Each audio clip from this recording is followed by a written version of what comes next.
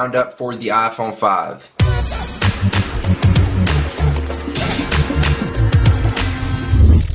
This episode of Ty's Eye Help is brought to you by Audible. So welcome to my new show. I've just launched on Revision 3. You can find all my new Ty's Eye Help episodes every Thursday across the Revision 3 network. For my YouTube viewers, you'll notice I have a new name and graphics. Don't worry, everything's going to stay the same and all my videos will still be posted on YouTube. Now you can just find me also on Revision 3. So if you guys are like me, you're probably tired of hearing all these iPhone 5 rumors. But I wanted to do one more Roundup video to get all the rumors all in one video for you guys so you know what to expect. So we're going to be covering everything from design, specs, software, models, release date, and carriers.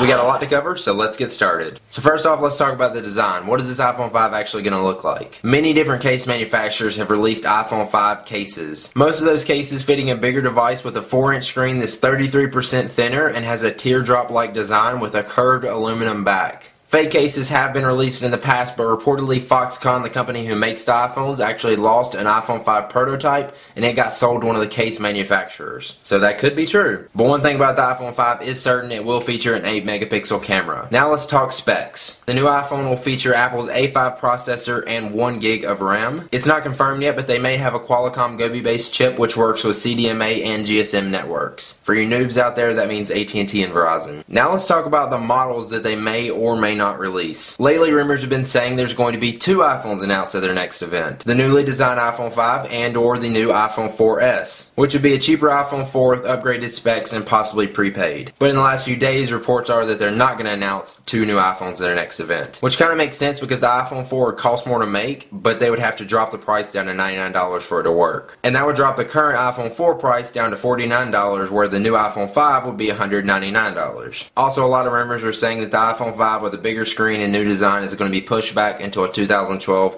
release. On the upside, they may be announcing an iPod Touch 3G with data connectivity like the iPad at their next event, which may possibly make up for the lack of the iPhone 5. Before we talk about the software and the carriers and the release date, let's take one last look at our sponsor for this video, Audible. Audible is the leading provider in audiobooks and spoken word entertainment with over 100,000 titles to choose from in all genres. These audiobooks can be downloaded and played on your MP3 players, your smartphones, pretty much anything that plays audio you can play an audiobook on. Listening to an audiobook is just so much more convenient than reading a real book, because you can do it while you're going down the road, while you're traveling, while you're walking the dog, where normally you wouldn't be able to read a book. If you'd like to try it out, go to audiblepodcast.com/Ty and get your 1 free audiobook download of your choice to see how you like it. Again, that's audiblepodcast.com/Ty to get your 1 free audiobook.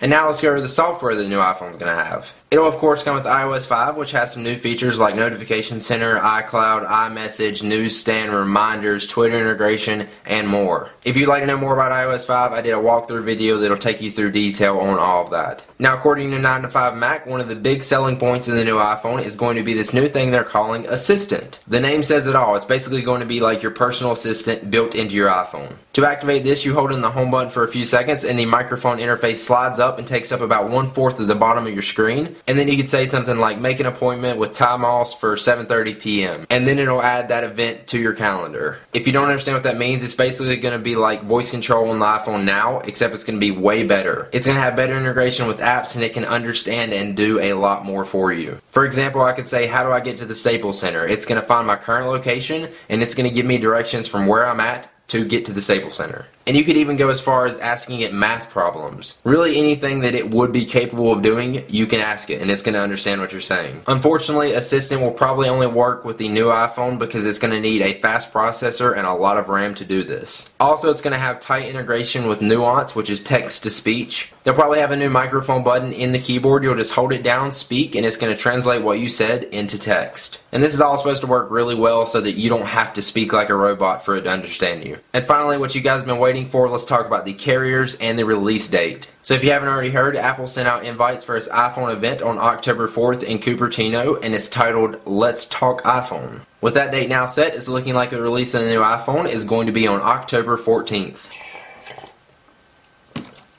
A trusted Japanese website, which I'm not even going to try to pronounce the name of, says the iPhone 5, not the iPhone 4, will come out in the US, UK, Germany, France, and Japan, all on October 14th. Also, there was a leaked document from Sprint that reads, iPhone 5 product introduction expected. Pre-sales begin October week 1 launch, and Sprint launches iPhone 5. And Sprint even sent out a memo to its employees saying no vacations for the first 2 weeks of October due to the possibility of a new phone released. And really, what other phone being released would need that kind of attention? It's also rumored that Sprint will have an unlimited data plan for the iPhone 5. Right now, they currently offer a $99 unlimited plan for some smartphones. And if they make that happen on the iPhone 5, that's going to be a really good selling point for customers to join Sprint. And of course, Verizon is going to get the iPhone 5. Don't worry. To support the October 14th date even more, AT&T has been telling its employees that they're not going to be able to take time off in mid-October. And they may even have the iPhone 5 in their system. There's now 6 placeholder listings as new products in AT&T's database, which could be the black and white iPhone 5 in 2 capacities, along with the cheaper, lower capacity iPhone 4S.